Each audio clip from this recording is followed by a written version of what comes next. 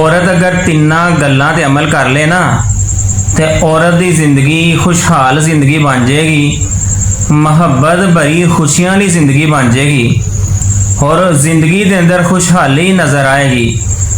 पहली नंबर ते औरत किसी भी सूरत च अपने खामन दे नाल अपने शोहर दे नाल जिद ना करे। जदों औरत जिद करती है आवां दे दिल चों अपनी बीवी की मुहब्बत डिलीट। दूसरे नंबर ते औरत अपने खामन का मुकाबला ना करे। जदों औरत गल गल ते खामन नूं जवाब देंदी है, खामन नाल मुकाबला करदी है, ते फिर खामन दे दिल चों औरत की मुहब्बत खत्म हो जाती है। तीसरे नंबर ते औरत अपने खामन दे उत्ते शक ना करे। अज गल गल ते औरतां अपने खामनां उत्ते शक करदियां ने, चाहे वह नेक होए, पारसाज होए, हाजी होए, नमाजी होए।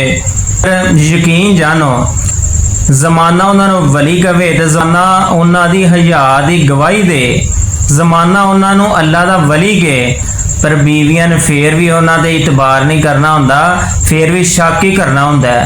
तो जो इंज दियां औरतां हयादार ते सुलझे ते चंगे खामदां उत्ते भी शक करदियां ने ना, गल गल ते शक करना, ओदा कदे मोबाइल वेखना, कदे ओनू कॉल आई ते वेखना किहदी कॉल आई है। जे कोई मैसेज आ गया भावें जैज़ वालियां दी आया है फिर भी उन्हें वेखना किहदा मैसेज आया है। जे नहीं पता चलिया तो बच्ची नूं कहना है, बच्चे नूं कहना पता कर हाँ तेरे अब्बू दे मोबाइल ते मैसेज की आवाज़ आई है, किहदा मैसेज है।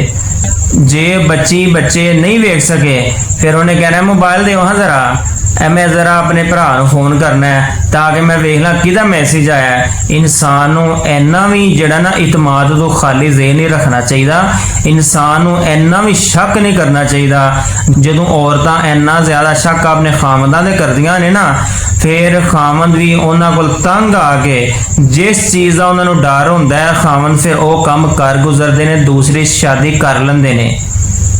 फिर तो तुसी रोना है, ते करलाना है, ते पछताना है, ते बाहां सिर ते रखनियां ने, पूरे महल्ले नूं सुनाना है। ते वक्त है ते टाइम दे नाल ही जिहड़े अच्छे खामद ने, जिहड़े हयादार ने, उन्हां दे नाल ना जिद लाओ, ना मुकाबला करो, ना उन्हां दे शक करो।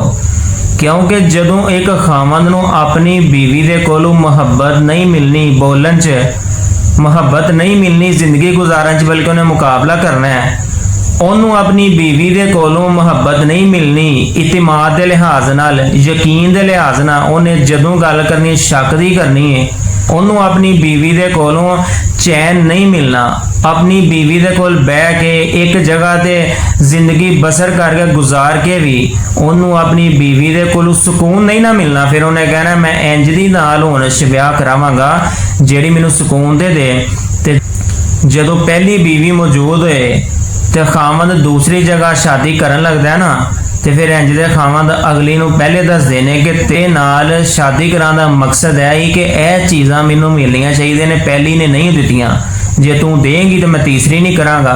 फिर वो दूसरी जिहड़ी बीवी हुंदी है मुहब्बत दिंदी है, उहदे ते यकीन करदी है, इतबार करदी है, उहनूं अच्छा समझदी है, और नंबर ले जांदी है। फिर इन्हें कहना सारी जिंदगी मैं धो के दिता, मैं पका के दिता, मैं थक टुट गई, मेरी कदर नहीं।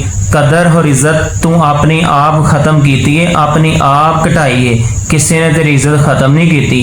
तू अपने पैरों से आप कुहाड़ी मारी है, तू अपनी जिंदगी दीयां लज़्ज़तां नूं, अपनी जिंदगी दीयां खुशियां नूं खुद कतल किया है, किसी ने तेरे जज्बात नूं कतल नहीं किया है। तो याद रखा जे जदों औरत अपने खामद नाल सही रहिंदी है, उन्होंने हर लिहाज ना पुर रखदी है, हर लिहाज ना उन्होंने ठंड देंदी है, हर लिहाज ना उन्होंने सुकून देंदी है, उदों खामद दूसरियां शादियां नहीं करते। खामद दूसरी शादी करता ही उदों है जदों पहली बीवी को सुकून ना मिले। खामद घर आया नहीं तो बीवी ने उन्होंने तपाया नहीं, जो बीवी उन्होंने तपांदी है ना, फिर दूसरी शादी करके आंदा जे तू मैनू सुकून नहीं लैन देना, तो तू मैनू तपाना है, तो मैं भी तेनों तपा के हुण दसांगा, तो तपाण दी जाच भी तू मैनू सिखाई है।